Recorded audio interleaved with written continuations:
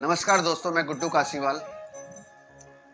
आज का जो विषय है, जो हमारे शरीर में आत्माराम जो पाए जाते हैं, एक विषय मैंने वो चुना है और दूसरा विषय चुना है कि हम लोग जो मृत्यु के उपरांत हम लोग दाह संस्कार के जो बाद में है उसकी राख को प्रवाह करते हैं, उसका क्या महत्व है। तो आइए इसी विषय पर हम चर्चा करते हैं।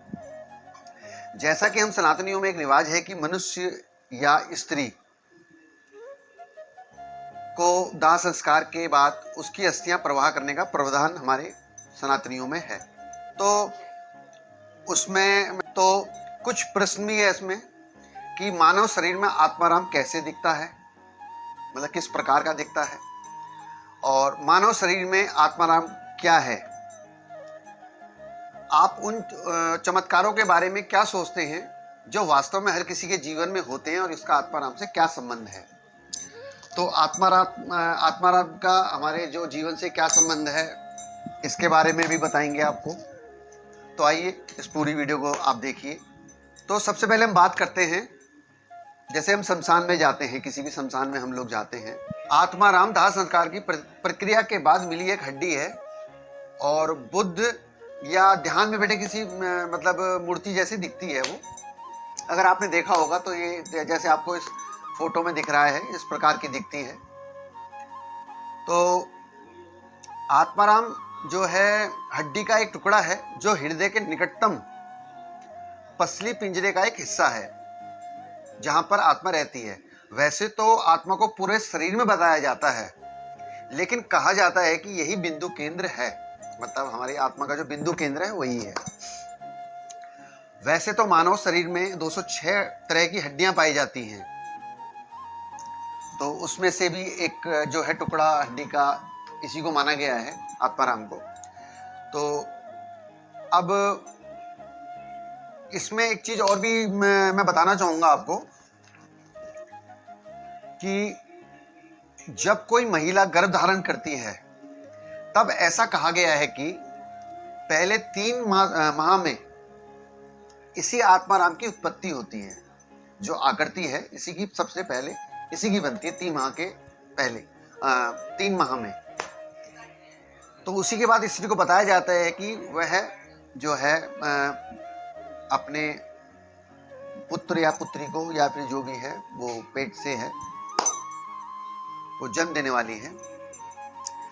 वैसे तो हर व्यक्ति आत्माराम को जल प्रभावित कर लेते हैं, परंतु कई साधक आपने देखे होंगे, कई तंत्र विद्या करने वाले, जो तांत्रिक जिन्हें हम लोग कहते हैं, आत्माराम को जो है अपनी तांत्रिक विद्याओं की सिद्धि करने के लिए इसका उपयोग करते हैं। और इसमें मैं ये भी बताना चाहूँगा आपको कि ऐसा नहीं है कि भाई हम लोग उसको बेचते हैं, हम लोग तो प्रवाह कर देते हैं। तो हमने तो अपनी जो अस्थियां हैं या जो भी है हमने सब प्रवाह कर दिया, परंतु जो ऐसी कुछ मौतें होती हैं जिन्हें हम कहते हैं लावारिस कहते हैं, तो वो साधक लोग क्या करते हैं कि रात में जा करके अपना वहाँ से उस चीज़ को ले आते हैं और फिर उसमें साधक तंत्र विद्या करते हैं। तो इसका जीवन में वो उपयोग, सदुपयोग तो खैर बहुत कम लोग करते हैं, लेकिन दुरुपयोग काफ़ी लोग करते हैं। अच्छा, अब दूसरी बात ये है कि भाई जो मृत शरीर का जो हमारे जो है राख का क्या महत्व होता है हमारे जीवन में, हम क्यों प्रवाह करते हैं उसे, जल प्रवाह जो करते हैं क्यों किया जाता है। तो जब हम शरीर को जला देते हैं तो राख को भेद मिटाने वाली व क्षमता लाने वाली चीज के तौर पर देखा जाता है।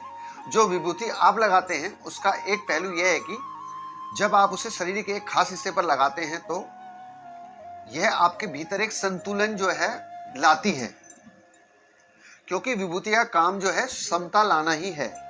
आपने कई बार देखा होगा कि जैसे किसी को छल झपट लग जाता है तो उसे मस्तिष्क पर जो है बबूत लगाई जाती है, तो उसकी एक अपनी एक क्षमता है और संतुलन लाने का भी है। तो इसमें खास किस्म की साधना करने वाले, मतलब जो तंत्र विद्या वाले जो साधक हैं, खास किस्म की साधना करने वाले लोग या वे लोग जो विभूतियों का प्रयोग बेहद तीव्र तरीके से करना चाहते हैं, हमेशा शमशान से ही राख लाते हैं। इसके लिए आप उस राख को या तो किसी नदी में बहा देते हैं, आपने देखा होगा सर कि हम लोग उस राख को नदी में बहा देते हैं, या फिर उसको हवा में यूं ही उड़ा देते हैं।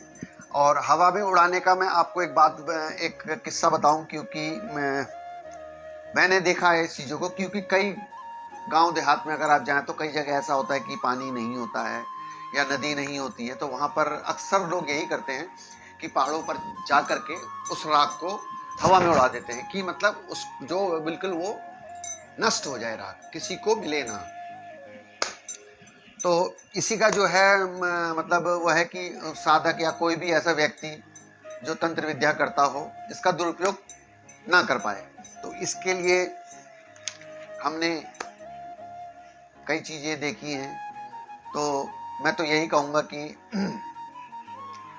सनातन धर्म में जो है हम लोग बहुत सारी अच्छी चीज़ें हैं जो हमें सीखने को मिलती हैं, देखने को मिलती हैं। अगर आपको ये मेरा चैनल अच्छा लगा हो तो इसे लाइक करें, सब्सक्राइब करें। धन्यवाद, नमस्कार।